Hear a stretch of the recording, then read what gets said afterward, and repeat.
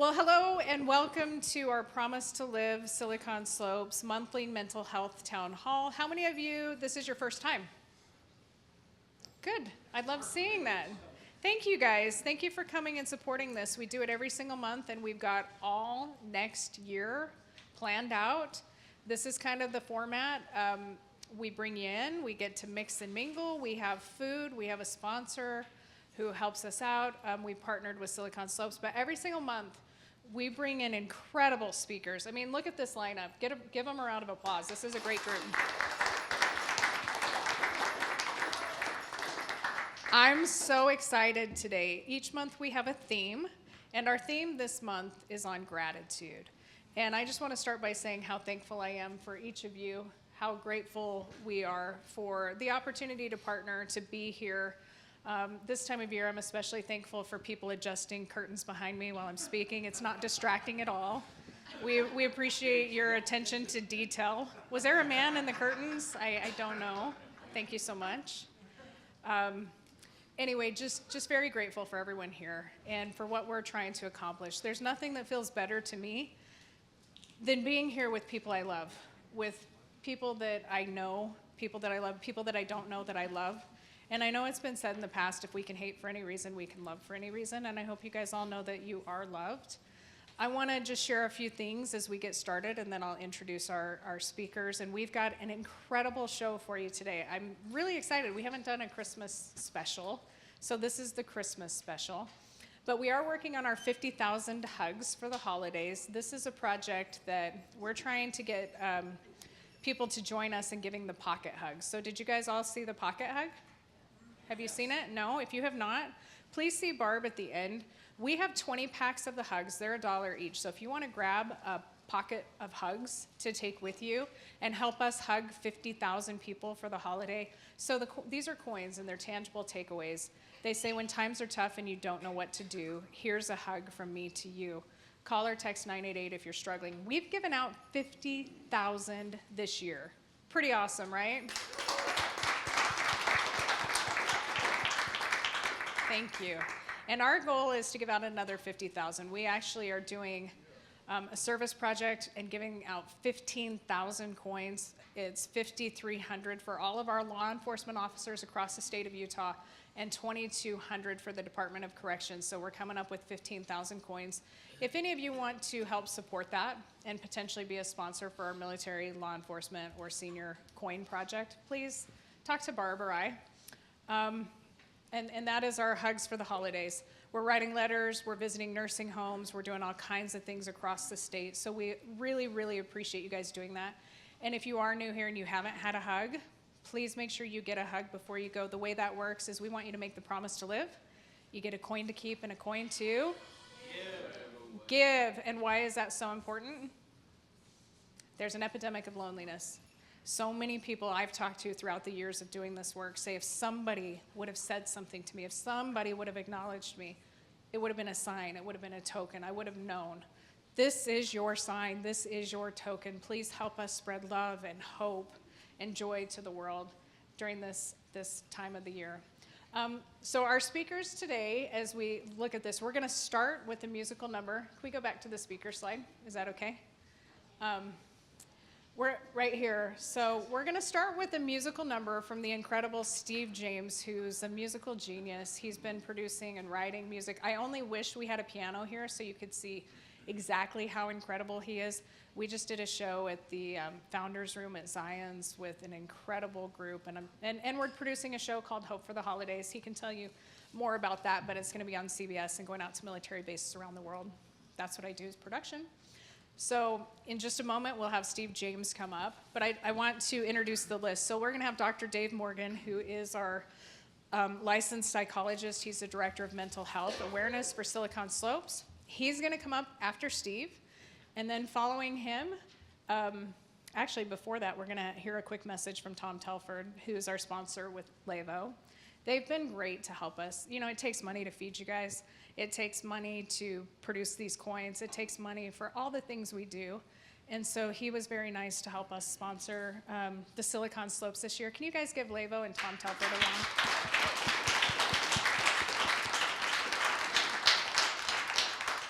And we, honestly, we couldn't do this without him. And we're thankful to Silicon Slopes for providing this venue and the AV and partnering with us too. So I think before I introduce everyone else, Tom, I'm going to just give you 1 minute to address the audience.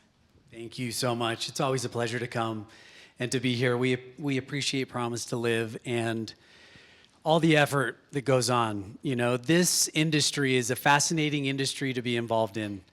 There's such a need for collaboration among professionals and those who are in the industry. I'm married to a marriage and family therapist, and we own Levo along with 4 other incredible women.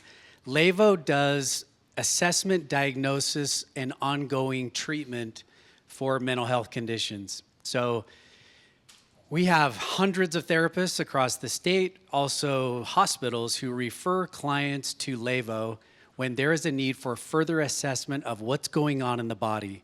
Levo is the biology in the biopsychosocial assessment of mental health conditions. So Levo is heavily involved in the industry, and we love doing this because it's really boots on the ground. It's people who are in it, who care.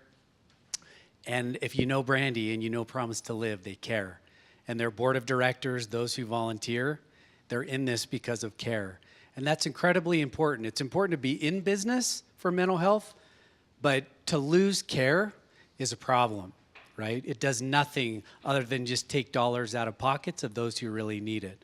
So thank you for all of you, Brandy, and those who care to be in the industry for care. Thank you for being here. Oh, thank you so much. He also has a podcast that you guys, if you have not heard of Brainstoke, right? The podcast, feel free to check it out. He gets incredible guests. I might have been on there once, but others that really are. And so take a listen to that, Brainstoke. Now introducing our speakers that we have coming up. We have Jessica Devenish. She's a CEO. She's a multi-passionate entrepreneur and a gratitude guide. So we'll be hearing from her. We have Santa Cause Green. And he's a dear friend of mine that's been playing Santa for 30 plus years. He's got a book back there. If you guys are good boys and girls, we might be able to gift you one. But I expect, all eyes up here. But his book is called Through Santa's Eyes, and I really love that. So I'm excited to hear him speak about gratitude through Santa's eyes. And then we have the one and only amazing, incredible Joel Zuckerman, who has written many, many books. He's got his new book. We're very excited about that. He's a businessman, he's a speaker, and just an incredible person. So thank you for being here. Without further ado, I would love to welcome Steve James to the floor.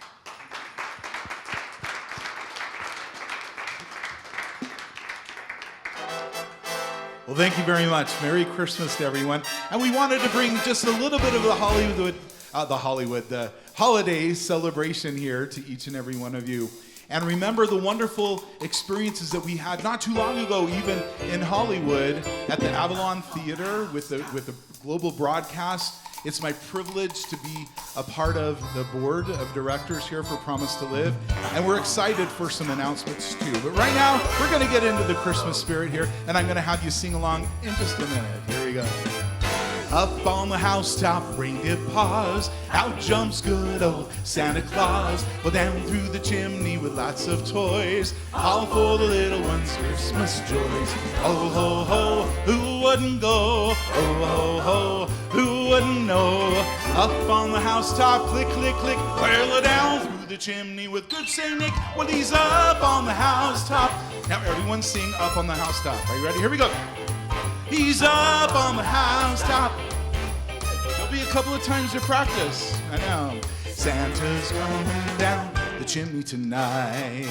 Well, we're really excited. We're gearing up for our 5th annual CBS Christmas special. And it's going to be coming on KUTV, KMYU, and KJazz. That's coming up on the 14th. Isn't that cool?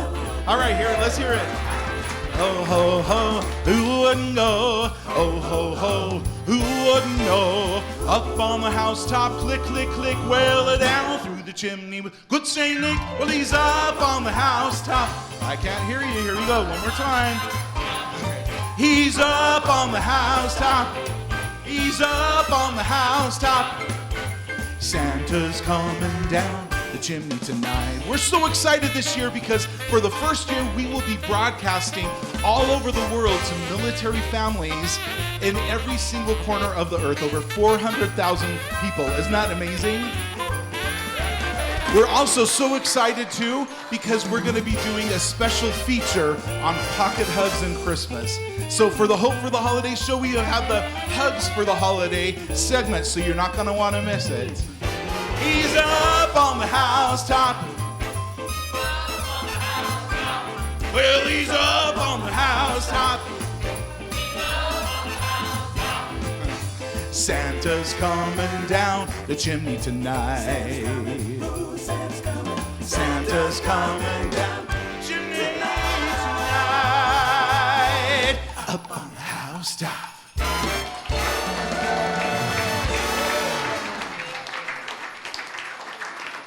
Wasn't that great, you guys? Come on. You need a full, I mean, we might need an encore. I don't know. We might need an encore. All right, we will now turn it over to Dr. David Morgan. How do you follow that? Can you dance first? Or? Yeah, that's Brandy's fault that I have to follow that because this is going to be a lot more boring than what Steve just did. Well done, Steve. Great job. I'm Dr. Morgan. I'm the Director of Mental Health Awareness at Silicon Slopes. And today we're talking about gratitude and mental health. We're talking about gratitude, but I want to talk about mental health as well because I'm a psychologist. So just briefly here, this is something that if you've been in therapy, you've probably seen this. It's called cognitive theory, and it's the idea that something happens, there's an event that happens, there is a belief or a perception about that event, and then there is an emotion that follows that. The belief or the perception is something that we have control over. When you change the way you believe or think about something, you change the way you feel about it as well. So anytime, most of the time, when you're going to see a therapist, they're going to hone in on your beliefs, the things that you think, and they're going to try to help you change those so that you can experience the emotions that you want. So let's talk about changing perceptions here just a little bit. Some years ago, Dieter F. Uchtdorf of the Latter-day Saint Church told a story about a man who was at a restaurant, and the waiter served him 2 pieces of bread along with the meal. That was customary, and the man never thanked him. So the next day he says, you know what? But the man came every day, and he says, I'm going to really surprise him. So the next day he served him 4 pieces of bread with the same meal. The man, again, no thanks, didn't seem to be excited about it at all. The next day he says, I'm going to give him 8 pieces of bread. And so he did. He gave him 8 pieces of bread. Again, no reaction from the man. So the next day he says he gets out a 9-foot loaf of bread, cuts it into 2 pieces, and gives it to the man along with his meal. And the man, again, he's just non-affected by it. And the waiter finally says, what is going on? I give you all this bread. And the guy says, well, the meal's fine, but I see you're back to serving 2 pieces of bread again. His perception of that, right? I mean, the way he was thinking about that was coloring his experience. He could have been grateful in that experience, but instead he just decided to see that as 2 pieces of bread instead of 4, instead of, however, it was probably, 30 when you cut it all up. At Indiana University, they did a study where they had 3 separate groups. So these were people in counseling. They had 1 that was just in counseling, 2 that did counseling, but they asked them to journal about their feelings and their stressors, particularly their stressors. Write down what stresses you out so they can kind of process that. And then the 3rd group was to do counseling, but journaling about gratitude. So don't talk about your feelings about, the reason you're in counseling. Just tell us about the things you're grateful for. This is an academic study. This is what they found. After 12 weeks, Group 3, which journaled about gratitude, showed significant mental health improvement, with groups 1 and 2 showing far less change. Gratitude is almost magical that way, and it's something that's so simple that we can all do. But our brains aren't necessarily trained for it. We often look for the deficit. We look for what's wrong, what's missing today, as opposed to what we can be grateful for. Increased gratitude has been related to reductions in the following things: depression, anxiety, fearfulness, substance abuse, insomnia, fatigue, discouragement, stress, and negative relationships. If I told you you could adjust any of those things in your life by just starting to be more grateful, you'd think, sign me up, right? That's easy. And it is easy. It's a very, very simple experience if we get in the habit of it. So a few things we can do. Number one, you have to look for things to be grateful for. You have to be intentional about it. And I promise you, if every day you wake up and decide you're going to look for something to be grateful for, you'll absolutely find it. There's hundreds of things around us every day. There's 100 negative things every day too. Don't get me wrong. I'm not saying that we all just have gray-colored glasses on. You don't have to put the rose-colored glasses on either. Just put on your normal glasses. But look for the things that you can be grateful for, and then put that along in your list with the things that maybe you're not so grateful for. Usually the gratitude overwhelms that. Also, write it down. There's something about that just makes it more concrete. My wife is an excellent journaler, and she has multiple journals that she writes in every night, some just to document the day, some for like thoughts she's had about what she needs to do in the future, others just things about gratitude. There's a strategy just called 3 things. Just every day write down 3 things that you're grateful for at the end of the day. It's amazing. I am very excited for our speakers today, and we have a podcast here at Silicon Slopes called Mental Health Momentum. That has launched. There's the QR code there if you want to. It's on YouTube and on all major podcast things. So please go listen to that as well. Thank you very much for coming this amazing time of year. I am grateful to be here associated with Silicon Slopes. That's one of my gratitude things today, a bunch of them on that list as well. With that, we'll turn the time over to Santa? No, Brandy. I just have one thing. So with Dr. Morgan, today is not necessarily a heavy topic day. But if for some reason you are struggling, if you need a voice, if you need somebody to talk to, he is back there in the back of the room. If you want to pull him aside and step out, and if you need to talk, he's here. If anything we talk about today makes you feel something that you're struggling with, just know that he's here. And that's just one of the things we really are grateful for, having him here, that if any of you guys need that, he's willing to just help you out in that time. So now we're going to turn the time over to Jessica, and when she's done, we're going to hear from Kaz and then Joel. So thank you. Thank you so much. I'm so excited to be here. Today, I want to share a big idea with you. What if together we could raise the vibration of the planet one grateful heart at a time? Yes to that. Amen. There's a quote by Dr. Joe Dispenza that I love. Gratitude is the greatest state of receivership. What does that mean? For me, that means when we stand in the light of life, we open up the opportunity to take it all in, all of the many facets, the good and the bad, right? The full spectrum of emotions. For me, gratitude lives on the same plane and frequency as love. Love lives on the same frequency and plane as the divine, the higher power source, our God connection. So when we stand in that great state of receivership, we are inviting ourselves to the full spectrum of emotions. And the full spectrum of emotions sometimes is faith, love, and courage. And oftentimes it's fear, it's the unknown, and it's the uncertainty. Now they say that faith and fear cannot coexist. But I just don't know that that has been my experience. The first time that I remember this faith and fear coexisting experience was in 1994. I was engaged to be married to the love of my life. We've now been together for 30 years. Thank you. And I was diagnosed with a brain tumor. And I had brain surgery on May 27th of 1994. And I got married on June 25th. So there I was, standing in fear of the unknown, of the uncertainty. They told me they didn't know if I'd be able to have children with this particular brain tumor. So I went into surgery, and I also went in with faith, love, and courage that everything was in divine right action would always be taking place. I actually addressed my wedding invitations in ICU. What a memory, right? So about a year and a half later, I went and had my follow-up scans, and I had a reoccurring brain tumor. The same tumor had come back. And again, there I was, standing in the presence of fear and the unknown and the uncertainty. But I also was standing in faith, love, and courage, and I elected not to have surgery the second time. I was being called to step into my personal enlightenment, and I went through a very interesting journey, too long to share here today in the 10 minutes that we have, but I healed myself of that reoccurring brain tumor in the next year. The scans were clean. So there I was, standing in faith and fear. A couple years later, my husband and I started a new chapter. We started 2 businesses, and we had our first child in the same week. in the same week of August of 1997. And there I was, standing in this place of fear, unknown, and uncertainty. But I was also in so much faith and love and courage that this new chapter was going to take us to new heights. And now what we've created, I'm so proud of.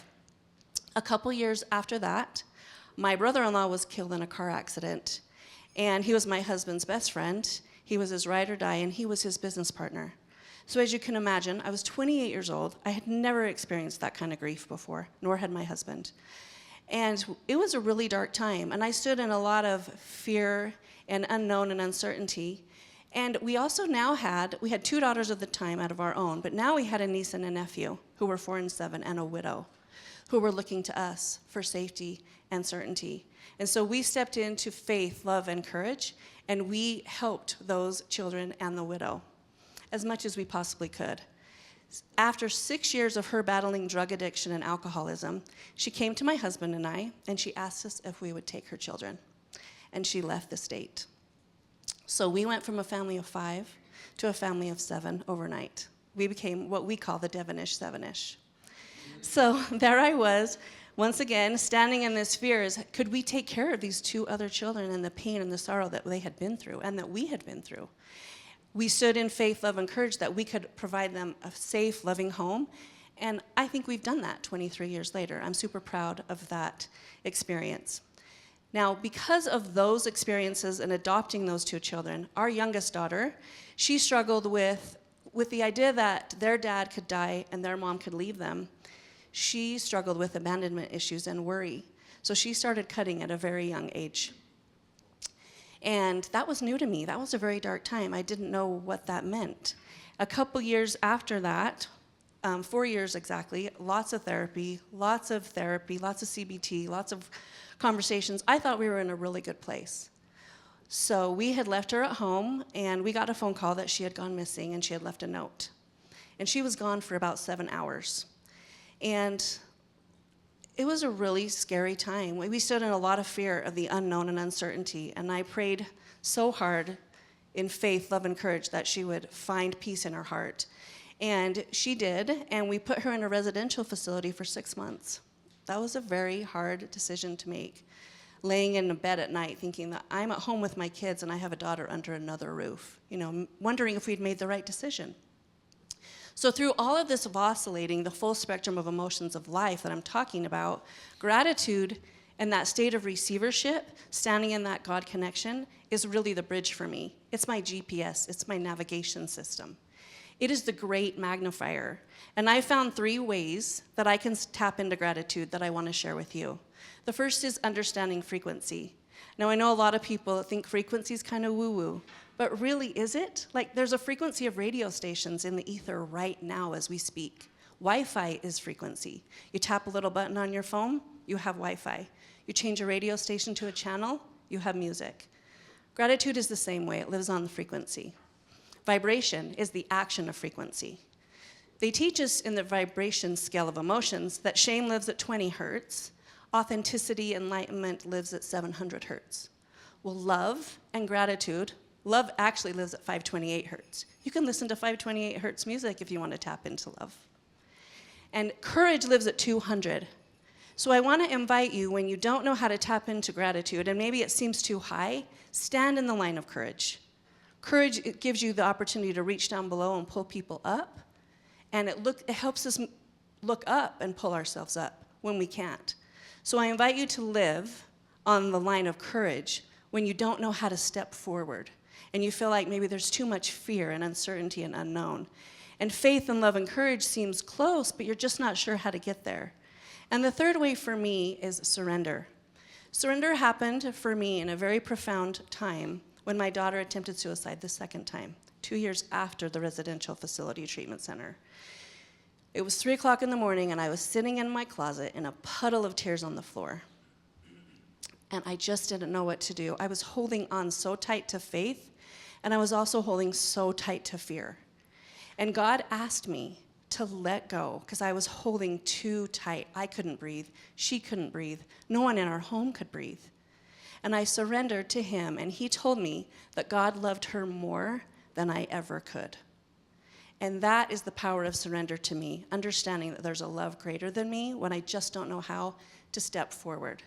So knowing that frequency is there, tapping into the vibration is the action, and surrendering to the possibility that it's bigger than you and you don't have to hold it all, even when you think it's all falling on you, especially as a mom or a leader or a business owner, as an entrepreneur.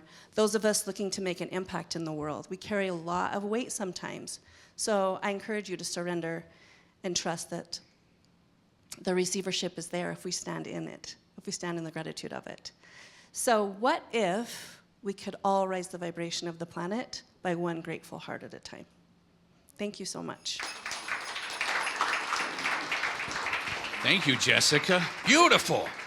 Oh, it's so good to be with you. You know, a bell's not a bell until you ring it. A song's not a song until you sing it. Love wasn't put in your heart to stay. Oh, no, love's not love until you give it away. I want to take you back a few years ago, about 24 years ago. I'm going to tell you a story from my best-selling book, Through Santa's Eyes, which, interestingly, Jessica, you didn't know this, which teaches the world about frequency. When Tesla teaches Santa that all of the secrets of the universe are because of energy, vibration, and frequency, we talk all about 528, the frequency of love, and how that changed my world and changed my heart. And let me take you back. It was Christmas Eve. It's in the chapter 12, if you've read my book. But I'm going to give you the story behind the story, because by the time we get to chapter 12 in my book, everything's in the first-person narrative as I circle the neighborhood, and then I land by that little stucco farmhouse. But let me tell you the story behind the story. A few days before that story actually happened, I got a call from a woman who said that she was a teacher's aide at an elementary school there in the south end of the valley. And she was working with a woman who she just discovered had nothing for Christmas. This woman's husband had lost his job a year ago, and she was working 2 jobs as a student aide and as a janitor late at night somewhere just to make ends meet. And they asked me if I would please deliver the sub for Santa to their house. Well, I'm happy to do that at any time. And so I said, well, let me check my schedule. And it happened to be that the only time I had was Christmas Eve at 2 a.m. True story. I was doing visits every hour on the hour, 24 visits in 24 hours. So I put them in at 2 o'clock in the morning. I was going to be in the Sandy area. So imagine the scene.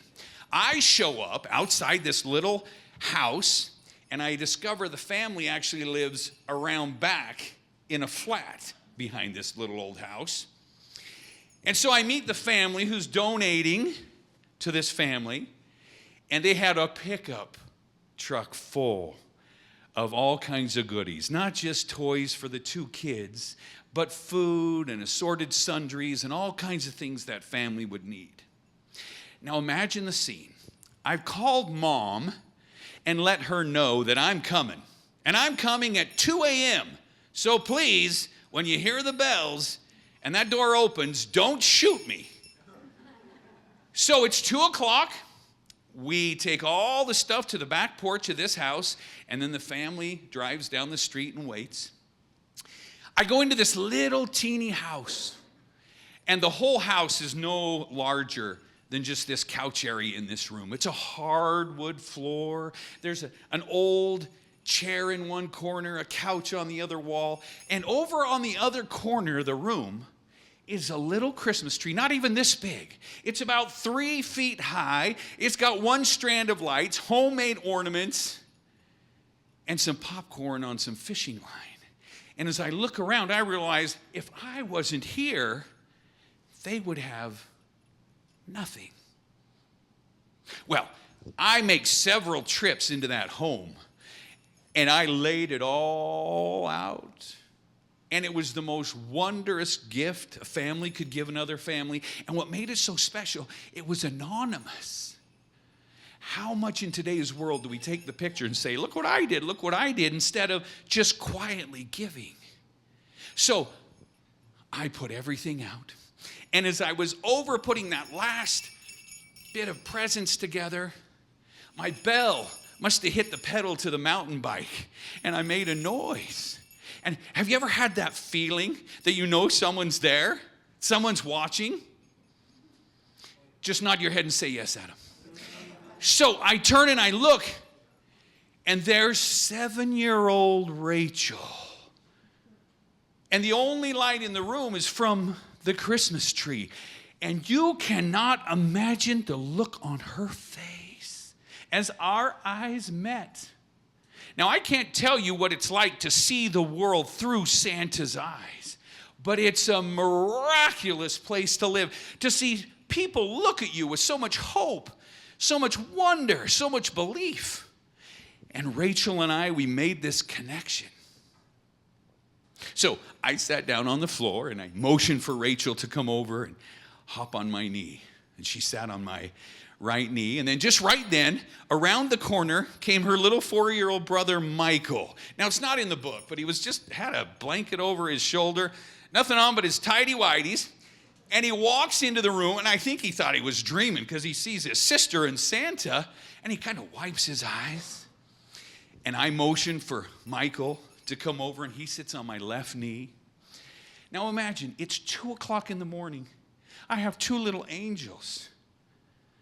And I felt impressed to say, who knows what the spirit of Christmas is really all about?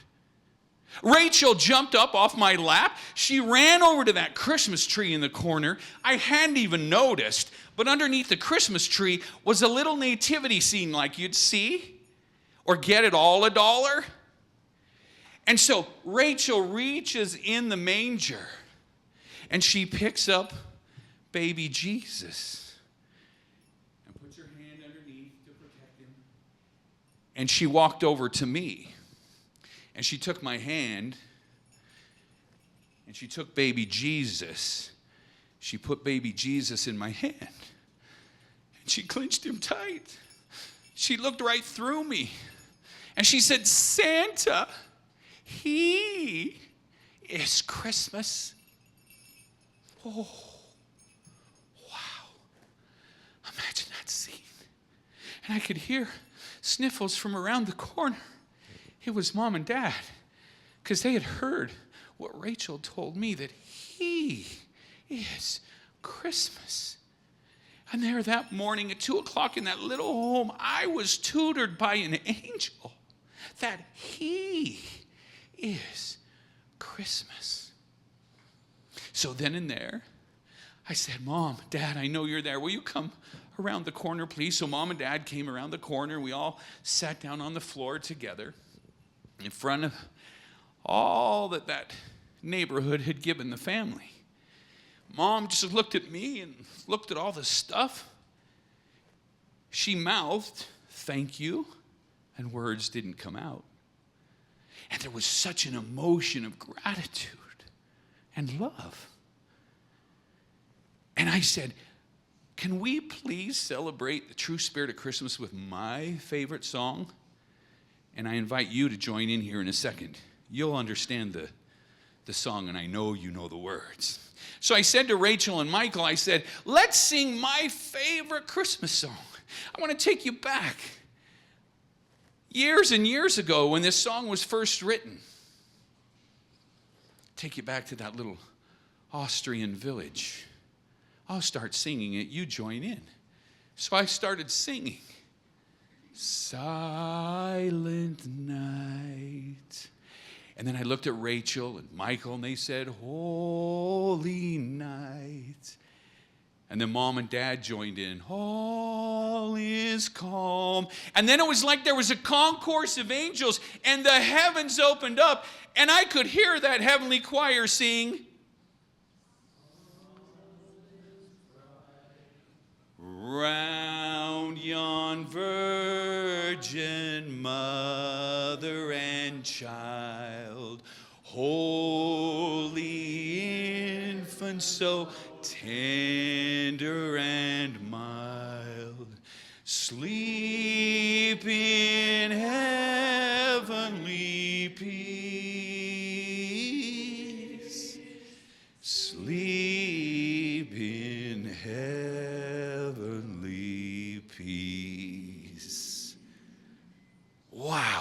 Dad said. Wow, he said. Can you feel it? And there was such an amazing feeling in that room that Christmas Eve that I will never forget. I want to share with you in closing a message that I just got. See, when I started many, many years ago, we didn't have this thing called Facebook. But I just got this message, and I get these every single day. Santa, I know it's a long shot. You've got a very full calendar, but I was wondering if you have any upcoming events in the Cache Valley area, if possible. I know it might be even a tougher shot to get you to go over to Preston, Idaho, because there's a family there who could use a visit from you. Thought you might be able to piggyback on something else you're doing. They recently had a tragedy in their family. Their 1-year-old baby daughter drowned in the bathtub after the 5-year-old sibling had put her there. The 8-year-old sibling found her. There are several other children who also feel a sense of responsibility. Although they're in counseling and the trauma is overwhelming, this Christmas is going to be rough. Can you please visit them, hug them, and let them know that they are loved? I'll find a way to get to Preston soon. But may I suggest to you that there are literally hundreds of stories like that right in your own neighborhood, if only we have eyes to see and ears to hear. There are so many opportunities to bless and inspire the lives of others if we're on the frequency of 528, which is the frequency of love. The more you give thanks for, the more you'll have to give thanks for.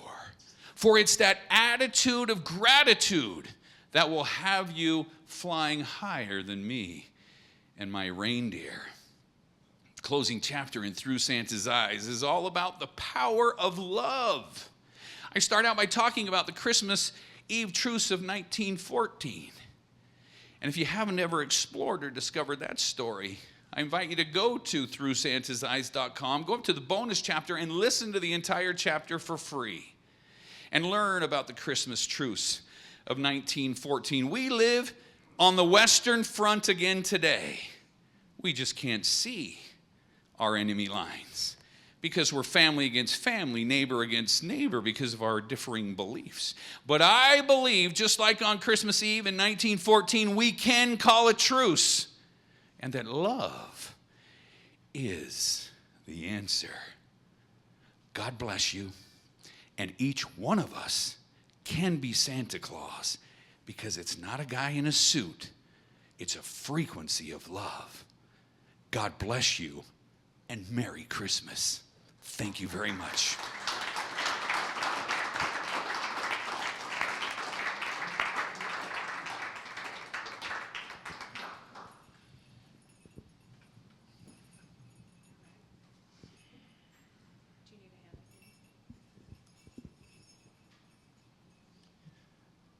The doctor called me when I was in Alaska, of all places. I had gone to get an MRI for my aching back, and he called me the first morning of what was scheduled to be a 2-week trip to the last frontier. He said, "You've got spinal stenosis, you've got compaction of your discs, and it seems as though there's a medium-sized mass on your kidney." I asked him to repeat himself, and when he did, all thoughts of elk, eagle, orca, bear, moose, wolf vanished from my mind. We've all been in situations when our world turns on its axis. And in those moments, you're hoping for a calming, reassuring, authoritative voice to help you navigate this new normal. I said, "Do I need to get right back to Salt Lake City?" He said, and I quote, "I don't know. Your guess is as good as mine. Let me put you on hold."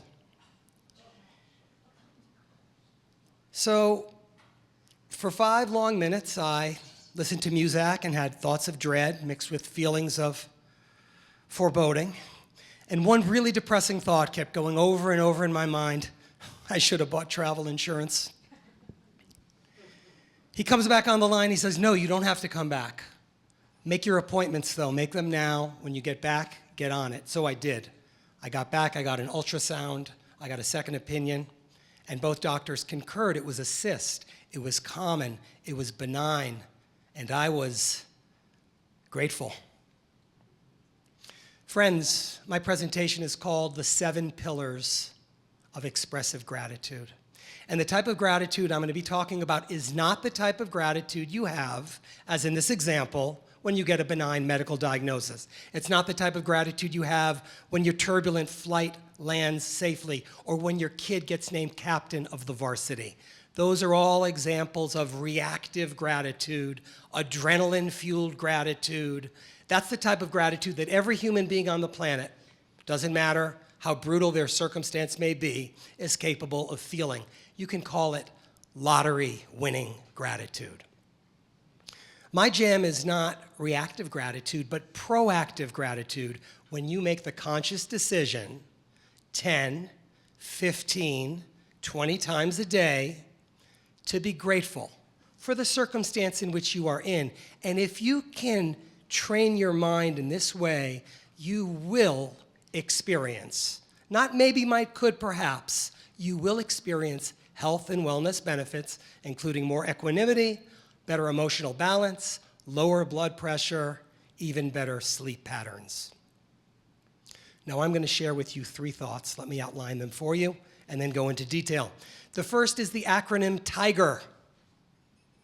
My website is Gratitude Tiger. My 10th book out this spring, Gratitude Tiger.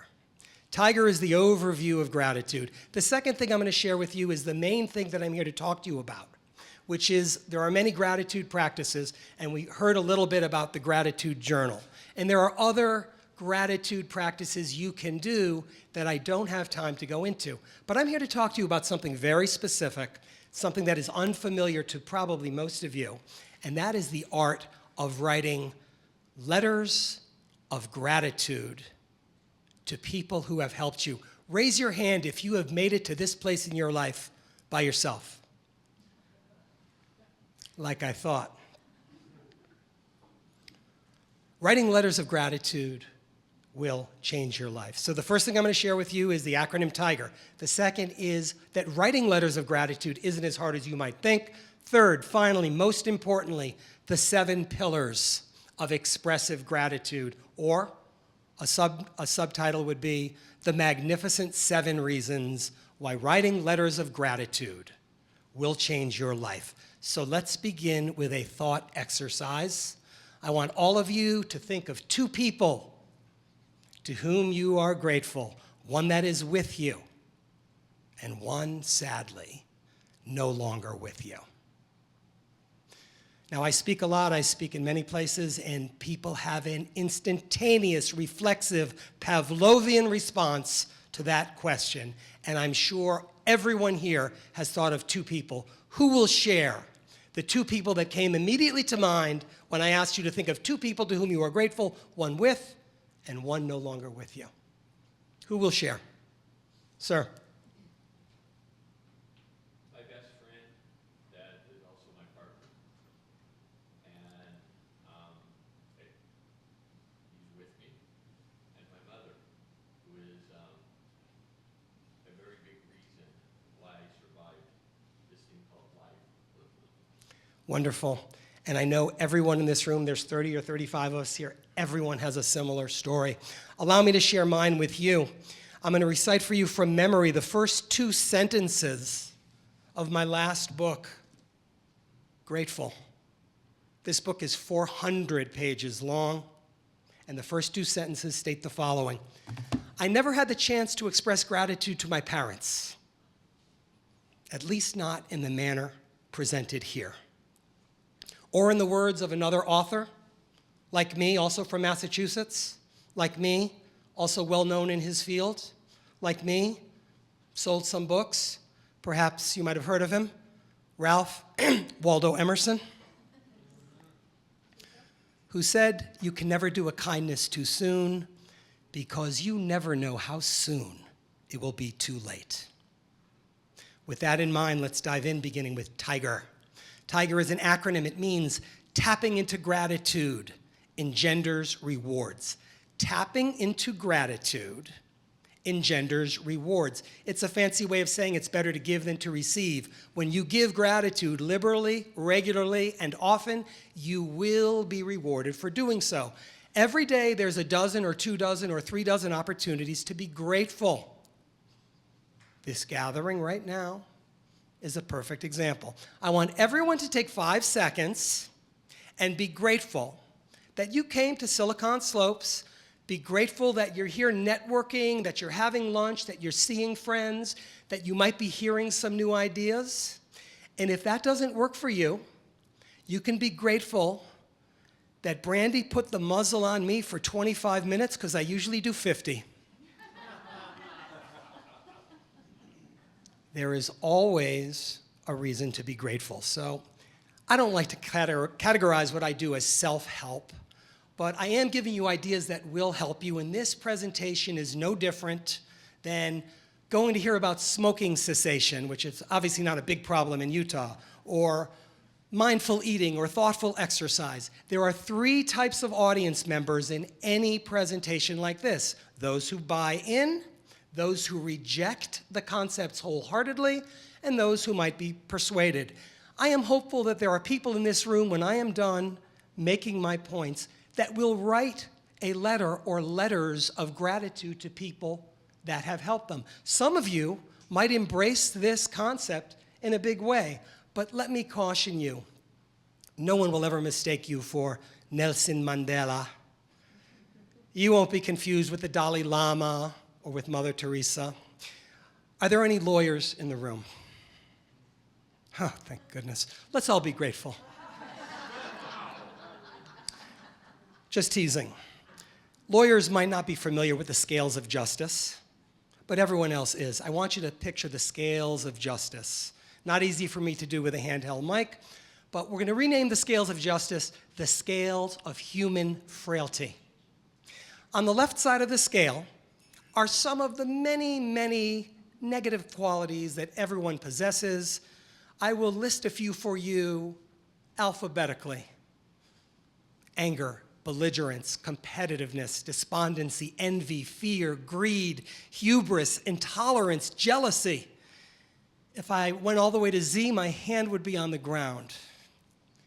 If you can balance off all those negative qualities with a dose of gratitude on the other side of the scale, one of 2 things is going to happen, both of them really good.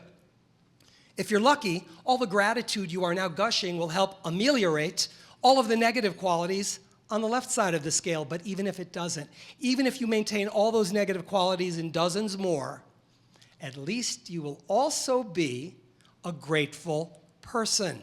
I am proof positive of this. In low moments, I think I'm not much of a husband or a father or a grandfather or a brother or a friend or a speaker or a writer or a golfer or a skier or a mountain biker, but at least I'm grateful. At least I have certainly surprised and theoretically delighted scores of people in my life with letters of gratitude, which is a really smooth transition to my second major point, which is writing letters of gratitude isn't as hard as you might think. Let me give you 2 numbers that sound alike, but are in fact quite different. Those 2 numbers are 265 and 2, 6, and 5. What does that mean? It means to date, I have written 265 letters of gratitude to people who have helped me.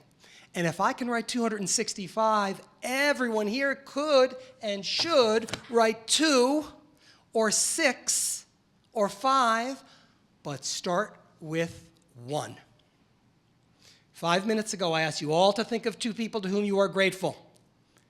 It's too late to reach the person no longer with you. Do not hesitate and write a letter or a note or as you'll hear in just a moment, even a sentence of gratitude to someone who has impacted you. You will be glad you did, and you will be amazed on how it makes you feel. With an audience of movers and shakers of this caliber, I feel compelled to chat for a moment about gratitude in the workplace. Now, I've taken you on a personal journey, and this journey will continue as I try to impart to you the beauty, the wonder of writing letters of gratitude to people who have helped you. And I'm hoping that you will come on this journey with me. Maybe not my gratitude freight train, but maybe a gratitude choo-choo or even a hand car. But for a moment, let me not talk about a personal journey, but give you some facts and figures about gratitude in the workplace. Everyone's heard of Gallup polling. Everyone's heard of Deloitte, the consulting firm. Fully half of all American workers now are either millennials or Gen Z. And every day, that number grows higher as baby boomers exit stage left. Do you know what the number one concern of millennial and Gen Z workers is? Being seen, valued, and appreciated by their employer. Seen, valued, and appreciated, that's number one. I learned this a year or so ago. It shocked me. When I came into the workforce a mere 40 years ago, we were concerned with payday. What am I getting paid, and how long do I have to be here before I can ask about the vacation policy? That was number two. But the generations have turned, things have changed. Millennials and Gen Z workers want to be seen, valued, and appreciated. Now, Deloitte Consulting tells us that fully half of all American workers of all ages, half, are ready to change jobs at any given time. The grass is perpetually greener on the other side. So for those of you who are employed, those of you who own businesses, those of you who run departments and have to deal with the consistent migraine of can't say employee retention, let's call it employee defection. How can you maintain morale and engender some loyalty in the company? I would suggest by writing letters of gratitude or notes, or as you're about to hear, sentences to your key people. Now, a little bit about me and my habit. My letters are typically 7 paragraphs long. This is for a number of reasons. I'm a professional writer. I'm very effusive. My mind goes off on many tangents. My letters are almost streams of consciousness. But most people are more taciturn. They're a little bit less willing to wear their heart on their sleeve like me. So 7 paragraphs is unrealistic for most people.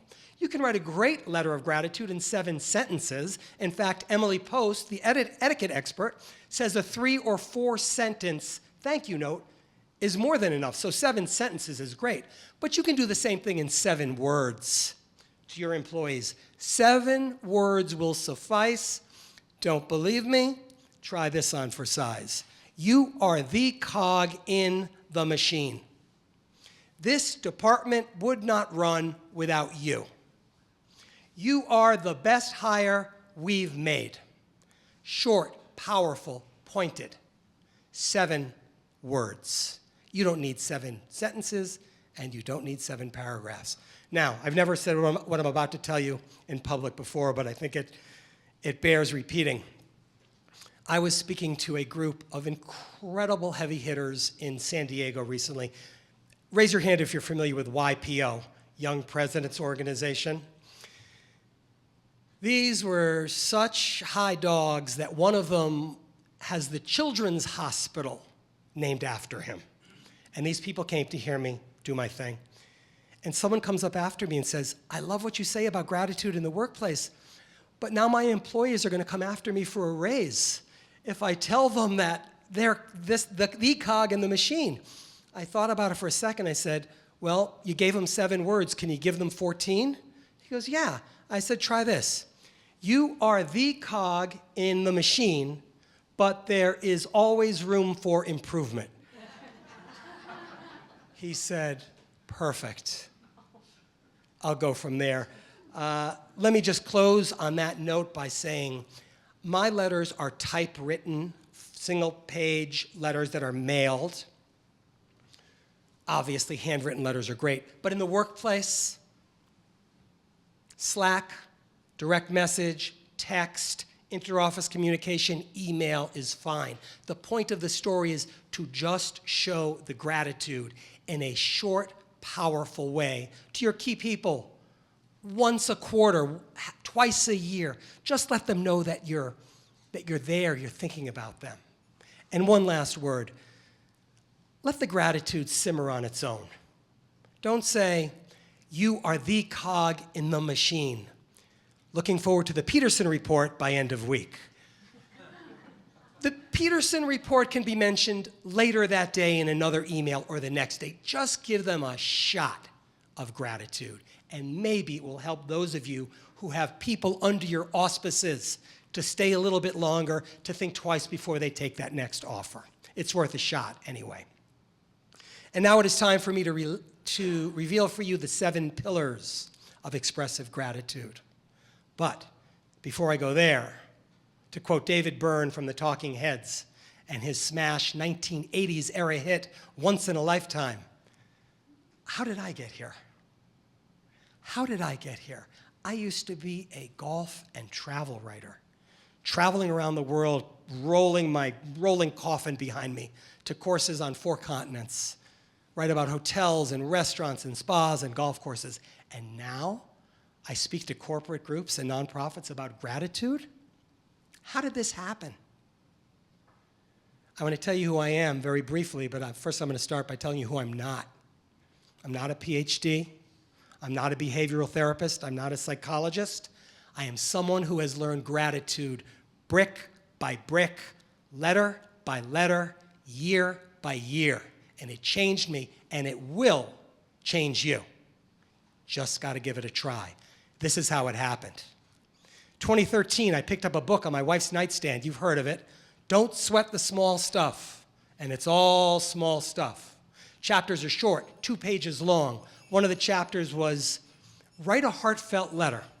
Now, in 2013, I was very busy writing books, planning books, promoting books, speaking about golf professionally on cruise ships, at country clubs, at conferences. And I said, I can write a heartfelt letter. So I sat down to write a letter to a business associate of mine. I got his address. I emailed him or texted him for his address. As I sat down to write the letter, it never occurred to me I would write a second letter. It was just an intellectual exercise.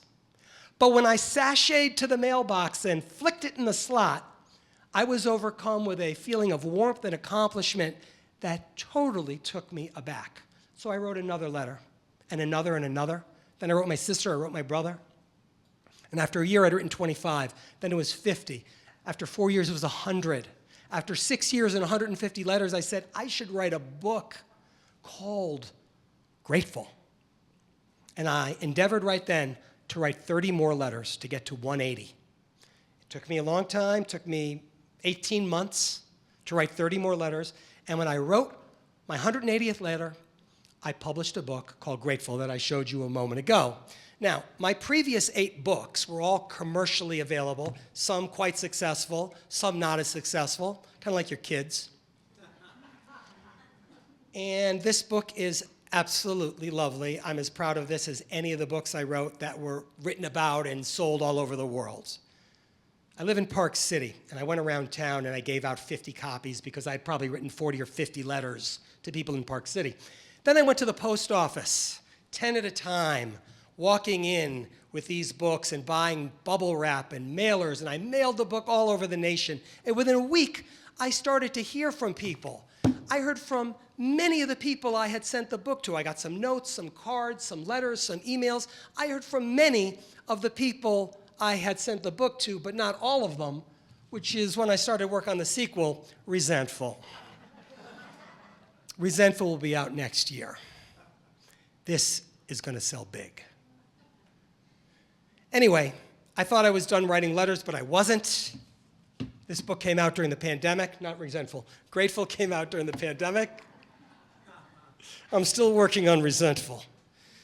Grateful came out during the pandemic. I've now written 85 letters since Grateful came out. 265 and counting, and I will never, ever stop writing letters to people who have helped me, who have assisted me, provided a kindness, provided a service, brightened my life, either peripherally, tangentially, or in the middle of my core. It's who I am, and it will change you the same way it's changed me. And now I will reveal the 7 pillars of expressive gratitude. Pillar number 1, writing letters of gratitude makes you, the letter writer, feel good. Why, oh why have I done it 265 times? It's a little bit like helping a disabled person or elderly person cross the street. It's a little bit like giving precise directions to a frazzled passerby. It's a little bit like a lot of things. But until you do it, until you write that letter and put it in the mail or on the bureau or in the backpack, you will not, I cannot, despite my communication skills, whatever they might be, convey to you what it is like to show gratitude to someone in your life. So pillar number 1, it makes you, the letter writer, feel good. Pillar number 2 is painfully obvious. It makes the recipient feel good. Now let me make 2 major points. Number 1, everyone is battling through life.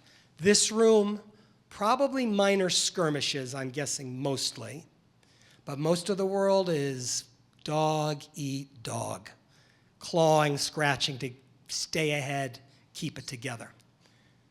All of a sudden, a letter comes in the mail with a familiar name from your present or your past in the return address area, and you open up the letter and someone is singing or maybe just humming your praises. This is the highlight of most people's day or their week. Point number 2, think about your daily mail. Bills, circulars, val packs, catalogs, used to be magazines. Then you get a letter in the mail. It's not your birthday, it's not Christmas, and the person is telling you that you are important to them. This is just a powerful, powerful thing. Pillar number 3, it makes the letter recipient feel good about you. Now here's a statement none of you will argue with. Most people want to be liked. Most people want to be liked. Not everyone. CEOs, execs, boardroom types might want to be respected and admired more than liked. There are despots, dictators, autocrats who want to be feared. There are curmudgeons, misanthropes, hermits who live high on a hillside. There's the woman I saw in the grocery store the other day who was wearing a sweatshirt that said, "I'd rather be petting my kitty." Clearly, not that concerned with being liked. But most of us want to be liked. There are only 3 guarantees in life: death, taxes, and the person who receives your letter of gratitude. Their opinion of you isn't going down. Might not go up, it's not going down. Pillar number 4, it's a creative process. I don't care if you're a novelist, a sculptor, a musician, we all need more creativity in our lives. And the act of writing a letter of gratitude, whether it's a sentence, whether it's a few sentences or a paragraph, is at its essence a creative endeavor. Pillar number 5 is it turns your focus outward. 5 words describe almost everyone on the planet. What's in it for me?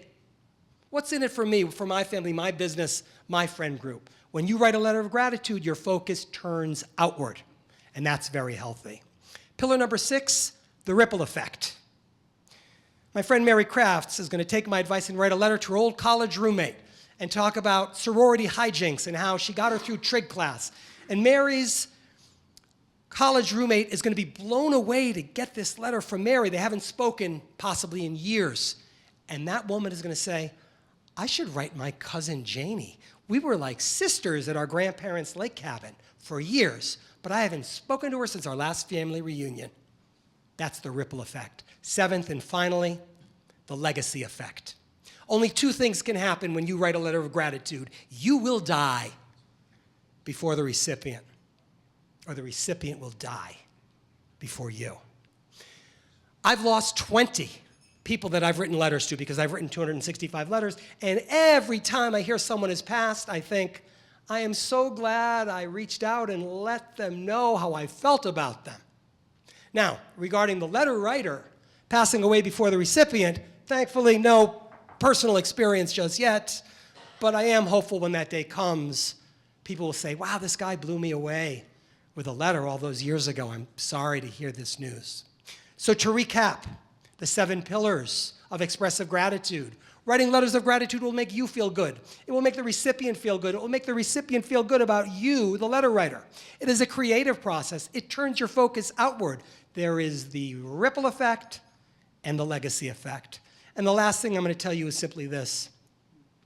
Wonderful as this hobby is, how endearing, how enriching it is not helping us with climate change. It's not fixing this quagmire in the Middle East. It's not doing anything for our political divide. It's a wonderful hobby, but at its essence, it's a small thing. But I'll leave you with the words of author Richard Brault, who said, be sure to enjoy the little things, because one day you may look back and realize they were the big things. Thank you.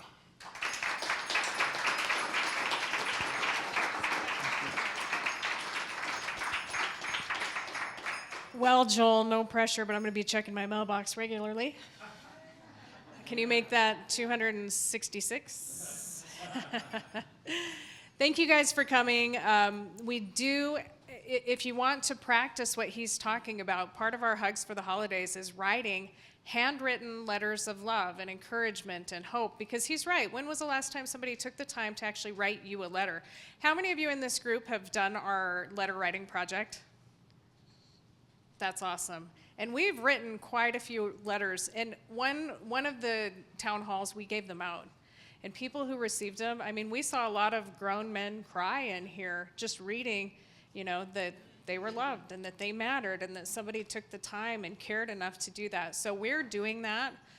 We would encourage you guys to get involved, because it does make a difference. And it's kind of called the helper's high. You're 20% more likely to live a better life and be happier when you're serving other people.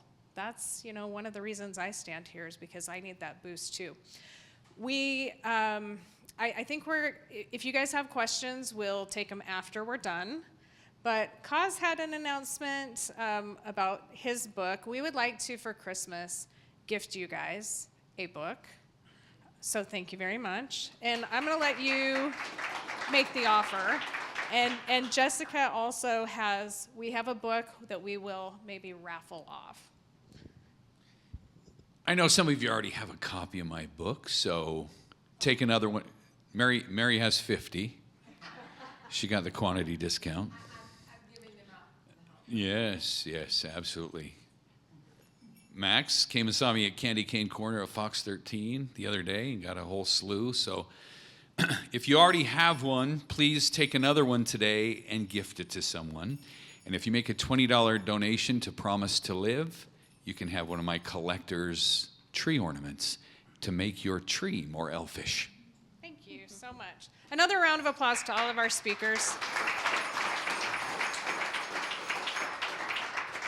The holidays can be difficult, but you know what? It doesn't take much. It doesn't take much for us to find gratitude. I know last night, this guy couldn't move. He threw his back out, and we're just grateful that he's here today. Also, I want to have a thoughts or prayers with Julie Kazarian, who's on our advisory team, who had a fall this morning. So we want to pray for her and keep her in our thoughts.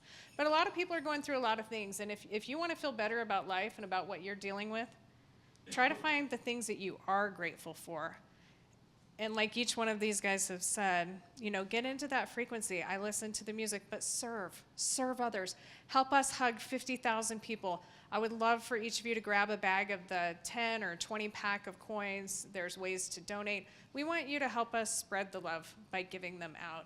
So thanks again for being here. Our next town hall is going to be January 23rd, right here. And If any of you are looking for volunteer opportunities with Promise to Live, we're looking for a few active advisory team members. We are also looking for speakers, so feel free to submit. We go through a process. Again, everyone, we have a theme, but as you guys can see, we pick the best of the best, and we have incredible speakers, so please reach out. And thanks again for coming. We'll see you back here, and Merry Christmas.